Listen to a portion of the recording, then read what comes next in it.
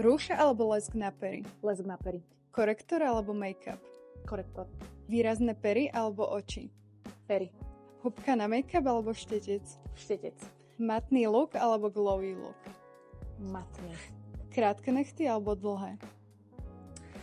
Kedy ako? A teraz mám mood na také kratšie, ale toto tiež niekomu môže prísť ako dlhé nechty, ale pre mňa sú také kratšie. Nosila som aj dlhšie. Svieži alebo sladký parfém? Sladký. Vysoké podpätky alebo tenisky? Tenisky. Minimalizmus alebo extravagancia? Extravagancia. Káva alebo čaj? Aj, určite, áno.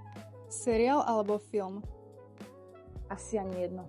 Nepozerám príliš často telku.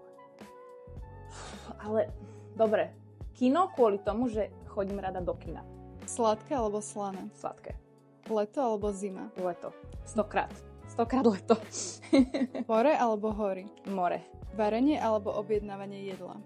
Chodenie do reštaurácie. Dobrodružstvo alebo pohodlie doma? Dobrodružstvo.